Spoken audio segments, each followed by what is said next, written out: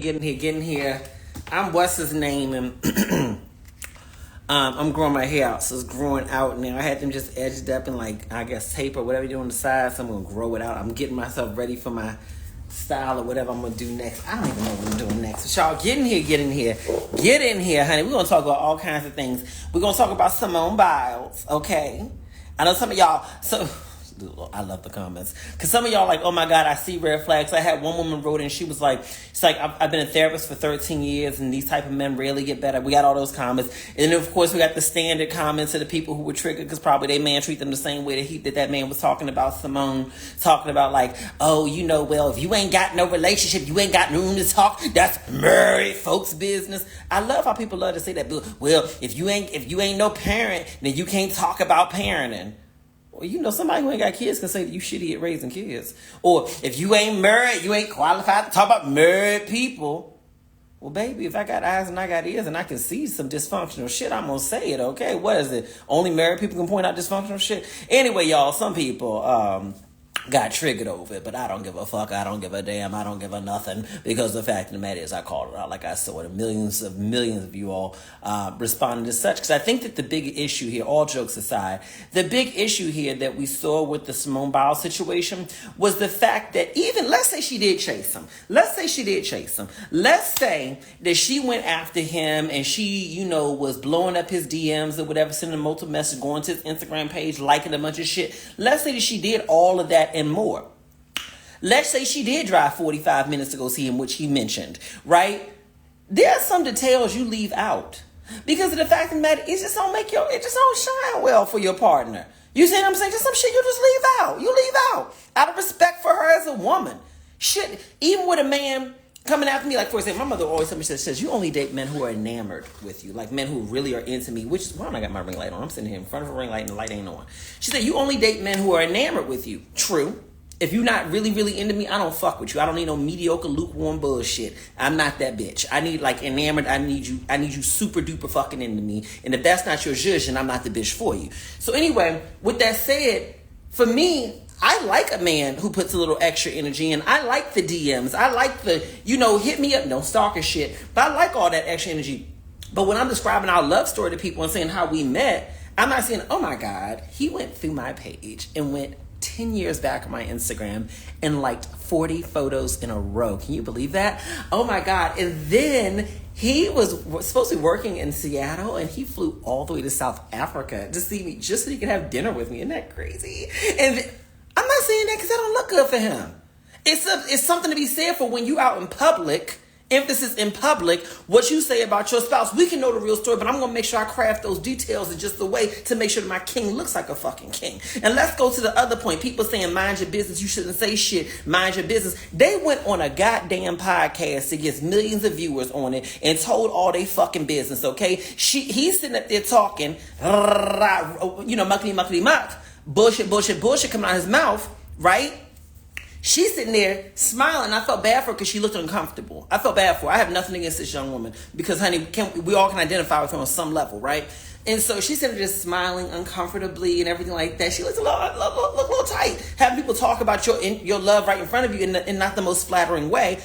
They put this shit out there because she could have literally, as he was talking, baby. No. You are Olympic gold medalist, baby. You are the most decorated Olympian out there. We're going to cut this part out. We're cutting this part out. No, we're not. Baby, no. It's cool. We're not talking about this. Can we do another take? When it's not live, we'll do another take. Okay? You could have been a real G about that. But she let it continue on. He kept on talking. Even after the fact. Let me tell you what else could have happened after the fact, after they said all these things like, ooh, baby, you remember when you said that? Yeah, I did say that. You could have had your manager, your attorney reach out to the podcast. Hi, yes, is it possible we could have that one little section removed? Yeah, seriously, we're going to need that removed. And you'd be surprised how fast people move shit. Okay? My point is there's a whole lot of options that could have happened. So when people say, oh, it's not our business, we shouldn't be commenting on the shit. Well, I'm not commenting about a private recorded conversation that was made public about their life. I'm talking about some public ass shit that they put the fuck out there. You put your relationship out there and talk about the story in deep detail. Then what the fuck you expect us to do? Sit on the sideline and say, God bless them. God bless them. The problem is a lot of y'all be on this bullshit. Some of y'all got that pick me mindset of, okay, well, he picked her, you should be happy for her, and you just jealous if you not. It's like, baby, let me explain something to you. Some of us ain't desperate as hell for a man, okay? That's why you can tell who desperate for a man or who values a man most in their life, because their deepest insult is, well, you ain't got a man. Well, baby, that's not my value system, okay? If that's the top of your totem pole, if that's the highest mountaintop that you can reach, then certainly then someone would look deficient if they're not staying on that mountaintop. But for some of us, we've been on that mountaintop multiple times, honey, okay? We done climbed that mountain, went down, climbed again, went down, climbed again, and went down, honey, okay? We good on not having a man, okay? And we good with having a man. But what we can say is we live long enough and have more than enough experience to be able to say, baby, that is a red flag. This man is speaking about you as if he feels small. Why does he feel the need to diminish your love story? Why does he feel the need to talk down about you? Why does he feel the need to, have all that? It's kind of a little slick talk there. Slick talk there. Why he feel the need to do all of that? To do all that while talking about his, you know what I'm saying? Like, this is a certain way you flow. When you with a heavyweight, there's certain shit you don't say. Okay? There's certain shit you don't say. You see what I'm saying? She with a heavyweight. You her PR. You her PR. You talk good about her. You make sure she look good, baby. Lie and say you chased her. Make the story good. Craft the story the right way. Okay? Give us the love story that we need to hear. Okay? Don't give us that bullshit. Okay? That she was on some pick-me shit that day. That she was up here digging in your DMs. That you wasn't even going to respond to her until you saw her fucking number of followers. Okay? Why would you say some shit like that? For y'all defending that shit, go to motherfucking therapy. Okay? Go talk to somebody about why the fact you're okay with the fact that somebody picking somebody based on their number of fucking followers. Okay? The fuck? And then, well, he didn't pick her just based on that. And he said that she's helped him a lot. Well, yeah, honey, a life coach can help you. A good friend can help you. I saw that part too. I saw the full fucking interview, okay? And then on the other part of it, Merry Christmas, y'all. Merry Christmas, y'all. Okay. So anyway, yeah, because he said, what did he say?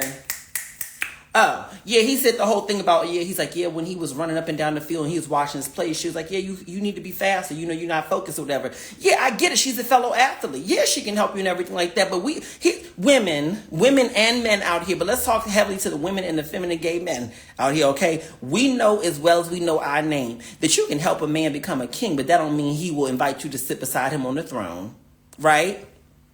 Right? You said, why is he so invested in Simone's life when she's happy? Because my job is commenting about shit publicly.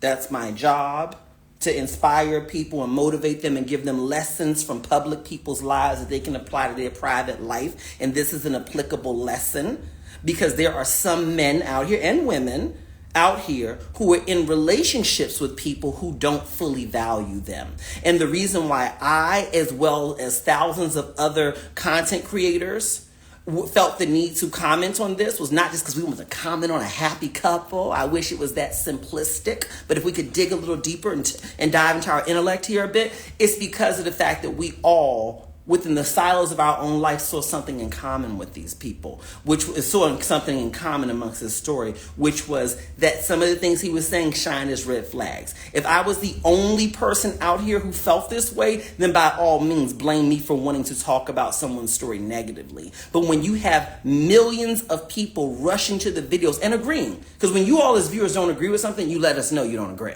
right? But millions of people watching, millions of people agreeing, thousands of people doing videos about this, it's because there's a common theme here, which is we're seeing something that we believe to be a red flag. And here's another problem. Y'all gotta watch out for this shit, okay? Because some of y'all do this within your own relationships too.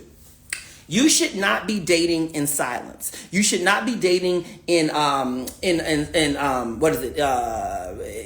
away from everybody else. Because the fact of the matter is, sometimes when you are dating in isolation, that's the word I was looking for, isolation, and no one knows what you're going through, no one knows what's happening within your dating life, good or bad, then you don't get that commentary. We love, and this is some toxic shit that I see in a lot of communities, but I'm going to call that, I see it a lot in the black community, our community, because it's my community too, okay? This whole thing of, that's their business, let's talk about it. Let's not talk about it. And you got kids sitting up here being mistreated at home in many different ways. Some of it was y'all. Okay, you got people at home getting abused. You got people going through all these different things in their relationships, unhealthy emotional relationships, all that kind of stuff, because of this common culture of we don't talk about that. We vilify the people who are the truth tellers who say, hold on, that don't look right over there. Mind your business, girl. Because it's no different here. It's no different. You going into church and you see that woman, she got a little bit of a bruise right here. And you're like, hold on.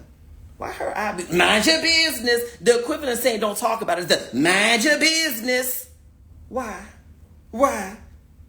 If we all wrong, then we all wrong. Let us all be wrong. But here's what I learned. When multiple people seeing smoke in your shit, sometimes it means that there is smoke in your shit. We may not know the true essence of the smoke, but if we all seeing that there's issues, sometimes it means there may be something you need to look into. That don't mean you got to govern your relationship by all the outside commentary, but you a goddamn idiot not to listen to nothing nobody say. He my man and I know what's best. My mother may not like him. My daddy may not like him. My friends may not like him. The so-and-so may not like him, but I love him. And we married and people need to mind their business. Really? So you think that everybody got together and formed some mass conspiracy to talk negative about your relationship? Good luck with the trauma that you are walking in and the deep trauma you're going to be walking in later on. Because when everybody sees something that you don't fucking see, baby, everybody may not be the problem. Everybody may not be the problem. Okay? And so to me, hell motherfucking yeah. Because I know that for a lot of y'all ain't got nobody at home. Okay? For some of y'all ain't got the mama, the daddy, the cousin, the brother, the uncle, the auntie, the whoever at home, the friend, who will sit up here and say, hey girls, hey guys, okay? Because some of it's in reverse. Some of y'all are men in relationship with women who basically talk about you like Jonathan Owens talked about her, okay? It goes both ways. This is not a gender thing, right?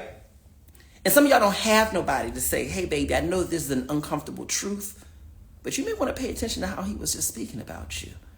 You may want to pay attention to the things she says about you. You may want to pay attention to, you don't think that's a little bit strange to describe you in that way? You don't think that's a little bit off that she said that about you? No. I'm not trying to overstep, baby, but I love you enough to tell you my truth. And if we disagree, that's okay. We will disagree in love. But I'm going to tell you this. Some of y'all ain't got that. So hell yeah. I'm going to use this big ass motherfucking platform of mine, okay? Mine. That I built with this mouth and these fucking instincts, and they good. To sit up here and tell people, hey, I noticed something ain't seen right there. Y'all notice it too? And I use a little comedy. Yeah, I use a little comedy. Say, oh, he's sassy. Ooh, it's just a little comedy to be able to say, I didn't like his behavior. That's how auntie do.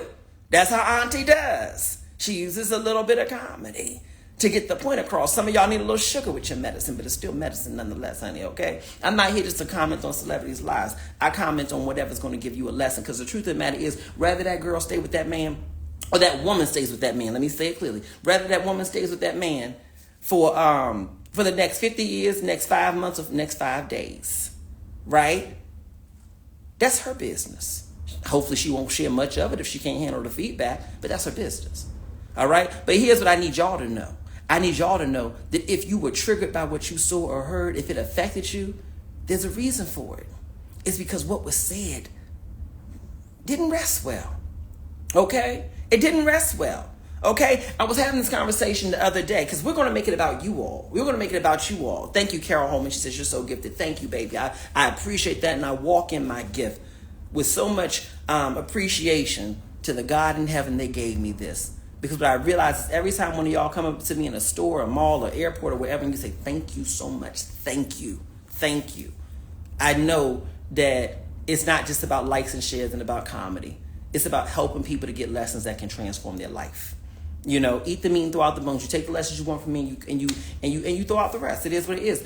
But Let's talk a little bit deeper about the Simone Biles situation, okay? Because it's not just about her. We all know what it means, or know of people who are, you went out there, girls, you got your degree, you got your certificate, you started your business, you got that job, you doing what you're doing, and your income or your status in life, and just it feels like it limits the number of people, of men, who are equally yoked with you. You're like, damn, I did all this stuff to work on myself, see where I need to be professionally, and now it seems like there are fewer and fewer men who are on my level, which is not the worst. That's not terrible, right? Because you don't have to just date someone who's professionally at your level. But here's a challenge that a lot of y'all run into, and you talk about it all the time, is that the men who you do run into, who you think are going to be okay with it, some of them have deep insecurities about being with someone who has as much as them. Because some men don't mind you having, but they don't want you to have as much as them. Some men have deep insecurities about you having more than them. It goes in a million different ways, you know? And so let's be empathetic for Simone for a second, okay? I don't know her from a can of paint, so anything I'm saying is speculative at best, okay? But she's a highly accomplished woman.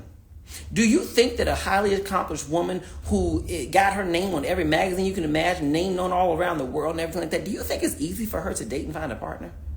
So when she says she was intentional about DMing him or however she initiated those communications, I get it. I get it. The same sense of intentionality that made her a gold medalist multiple times is the same sense of intentionality she's taken to every part of her life. I get it, right? But the reality is this. I believe that the people who are most susceptible to being taken advantage of in relationships or being undervalued in relationships are sometimes the women out there, and men for that matter, who are the most accomplished. I know that for a fact, and God knows that's something I had to work through for myself, right? Because of the fact that the more accomplished you are, the more people don't see you as a human, they see you as your set of accomplishments, right? Or they're threatened by your set of accomplishments. And I know I could say this apply to some men, but it really is something that more women, and I would say feminine energy gay men, deal with. People who date masculine energy partners, put it like that, right? It is a challenge, right? And that's not to say that dating and love is impossible, but it's a different playing field. Dating when you're making over six figures than dating when you were making under 35,000. To be quite honest, I felt that dating was easier at that point in time, by far. And so many women talk about this, okay? That's why so many of these women were triggered when they heard his comments, because they know what it means to be in a position of finding a man that they are really very, very much so attracted to. Being intentional about trying to connect with him, because that's what you are supposed to do when you want love. Be intentional. You're not chasing. I don't think she chased him. I think she was very intentional, right? And then dealing with the risk that your intentionality can set you up to look thirsty or set you up to be having someone who chooses to be with you, not because they want to be with you, but because they recognize that what you are on paper is good and that's what they want in their life. Let's talk about it. Y'all weren't triggered by what happened with Simone because you felt bad for little sis. Yeah, you did. Yeah, you did. Right? It's because you've lived that experience. You're empathetic of that experience. You fear living in that experience. That's what it was. I don't believe she was thirsty. What I believe was that she was intentional. But what I do believe is if the story played out the way she said, I do think that there were some checkpoints along the way that she could have made him show his intentionality early on too. Because I do believe that the foundational elements of a relationship, when you first start a relationship, I do believe that guides how the relationship will be carried out moving forward, right? If you're putting in more energy up front, think about that. You say, oh, that's just how they met. People do what they do. Well, if that's just how they met, and it's insignificant how all the DMs would happen, her driving 45 minutes to see him saying he really wasn't checking for her, that he saw her DMing him multiple times, he kind of ignored it. I checked my phone. I looked away, I checked my phone. Really, my nigga? Pardon my language. Really? Really? Really? You admitted to that? That you basically disregarded her until you saw her followers? Really? Come on, please. The fuck we talking about here? That's some bullshit. Right? Right? That's crazy. crazy. I'm sorry, I lost track because I just remember him saying that he looked and looked away. I think there's some checkpoints, right? You DM him. Most of the time, he'll hit you back, baby. Let me tell you my play, how I do it. I hit you the fuck. This happened to me not that long ago, okay? Met somebody, good chemistry and everything like that. Actually, a friend of mine introduced me to him. We were out. My friend said, oh, you should meet so-and-so. I said, oh, hey, how you doing? Whatever. He was cool. He's attractive. You know, he was looking at me. I could see him staring at me the whole night. So I was like, whatever, say hi. I said hi. Right? Hey, how you doing? Cool. I had to go. I was like, oh, let's exchange numbers, right? Because I had to go. I couldn't just stand around. And then so he was like, okay, cool. We exchanged numbers and we exchanged Instagram handles or whatever, right? And so anyway, I think maybe the next day or something like that, I got up, I sent him a text message. I was like, hey, how you doing? We met the other day, nice meeting you. Just opening a conversation, no real big deal. And then he writes back, he says, I'm so sorry. I don't believe that I saved your name. Can you tell me who this is? Right? That's perfectly fair. I don't even think we exchanged names. Right? And so I was like, cool. I was like, let me send you a message on Instagram so that you will see, so just for a reference point. He's an attractive man. For all I know, he gave his number to most people. God knows I fucking did. So I'm very, very I don't give a fuck. I'm not that big. It's not a big deal to me about that kind of stuff. Right? And so, sent them a little message, hey, this is me. I was just talking to you on another platform. And I'm going through my day, so I'm not checking it over and over again. And then I could see that he read the message, because you know how you can see the little red thing or seen thing, and then he didn't respond to that. Cool. He really didn't need to, right? Because it was just a reference point. Maybe a couple days later passes, and I had completely forgot about meeting him. And I was like, oh, I remember him because I saw his message. I saw not his message, what do you call it? His images or some kind of video or whatever pop up on Instagram. And so I was like, oh, I remember that guy. Let me hit him up again.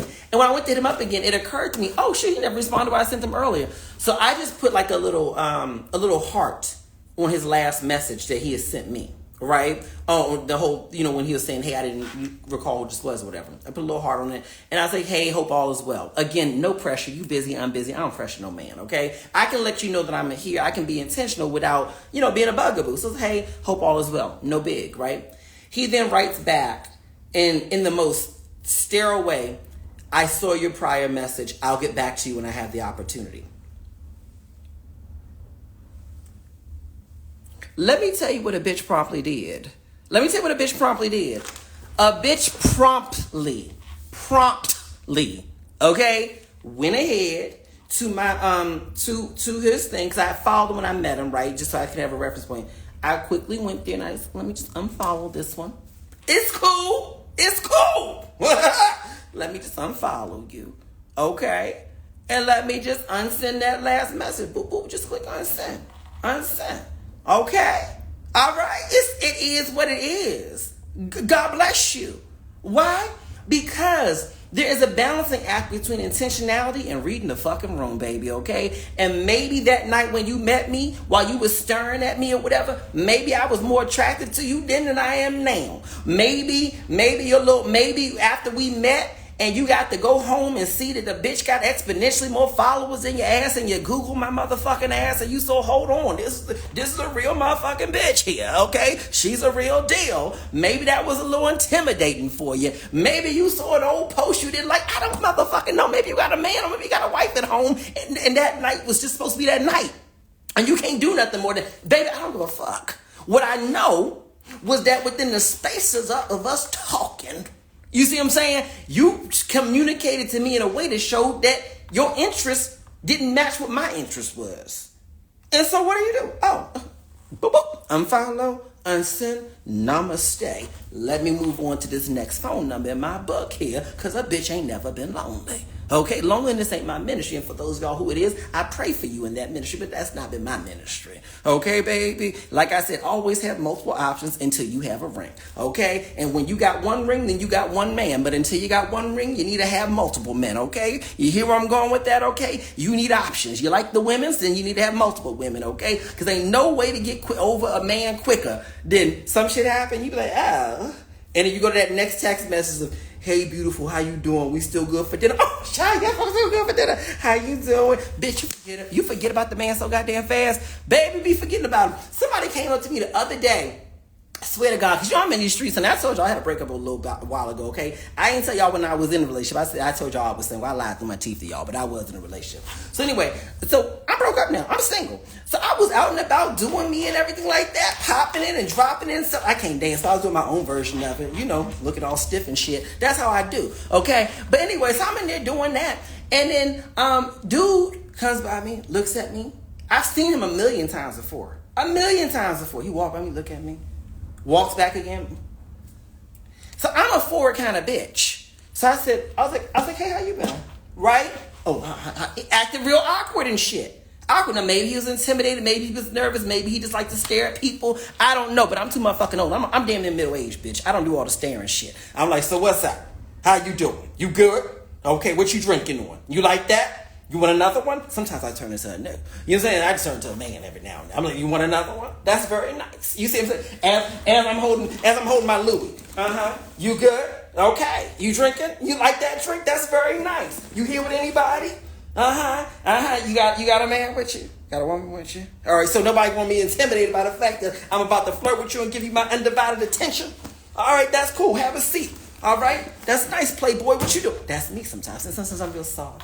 Hi, how are you? It is what it is. You see what I'm saying? So when you act real, you know what I'm saying? I wasn't feeling that shit. It's too confusing for me. I'm a dense bitch, so I can't get it. If I can't read the shit up front, I'm too dense. I'm a dense kind of girl. I don't get it. I'm like, so you like me, you don't like me. I'm too dense for that shit. That's why I got to keep multiple options. I'm dense. You see what I'm saying? So anyway, so he was putting all that bullshit, right there, acting all shy and shit. You're big and grown. You can't act shy.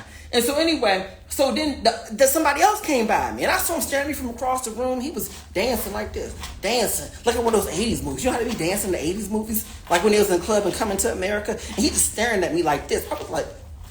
I'm like, who he looking at? I got my bag. He dancing like this. I'm like, he gotta be staring at me, okay? And so he looking at me. I'm like, I can't even dance. I start doing the same shit. I'm in the aura. I'm in the glow.